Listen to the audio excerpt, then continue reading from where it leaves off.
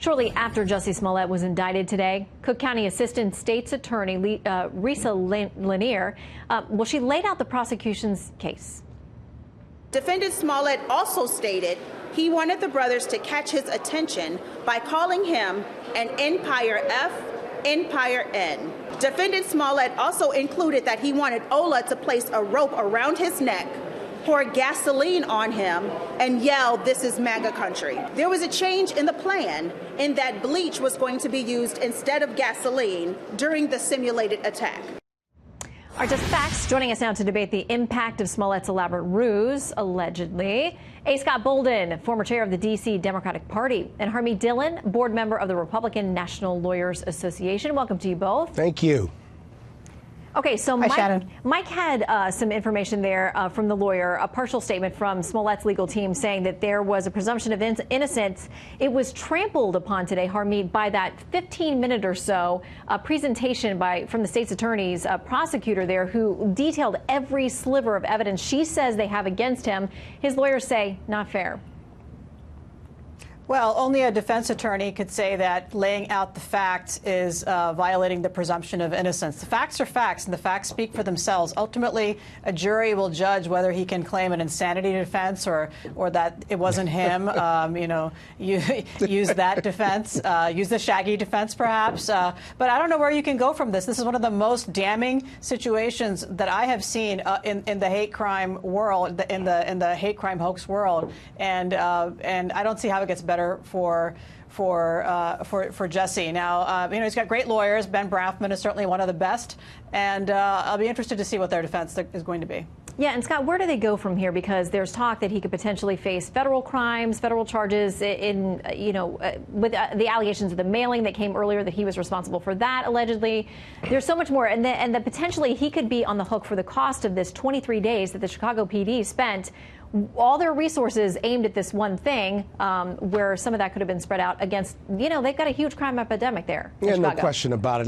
Let's unpack a lot of your statement. The feds certainly are looking at whether there was mail fraud or wire fraud in this conspiracy for this hoax or this fake incident. That's the first thing. Secondly, he's looking at 3 years, and his penalty or fine, if he's convicted, would certainly be a large fine because of the resources the Chicago Police Department took to divert those resources to this issue, this celebrity, this high-profile matter. And I got to tell you, I grew up in Chicago. I was in Chicago that weekend. It was 10 below degrees, and it's hard to imagine someone getting mugged or jumped at 2 a.m.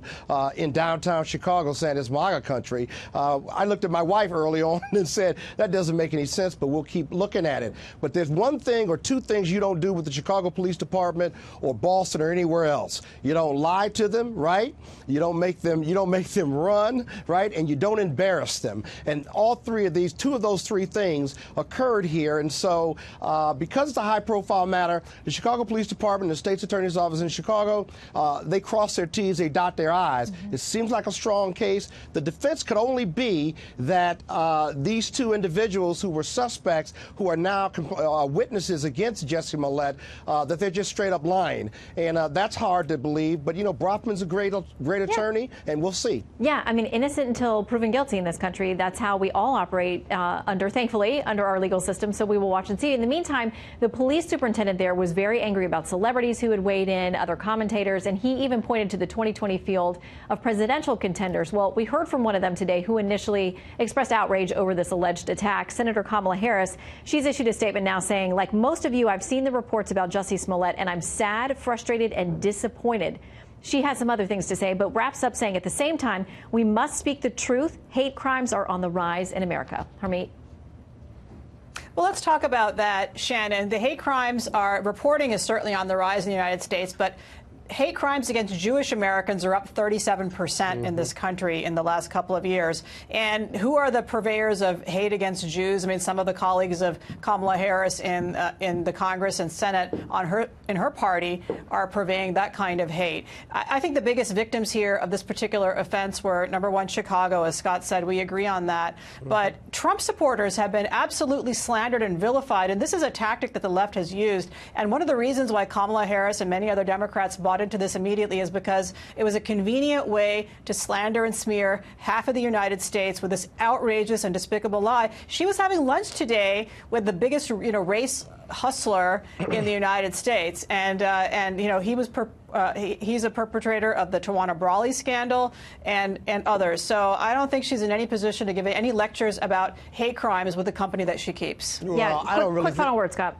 Well, I don't really think that her politics or her statement said all that. I think she was apologizing and saying, listen, this lie was despicable. This alleged criminal act in this story was despicable. Let me ask you this. What was fake, or what indicated with any network, if you will, that this was a fake story? You had a celebrity. Scott, you yourself, though, said it was a polar vortex below, zero.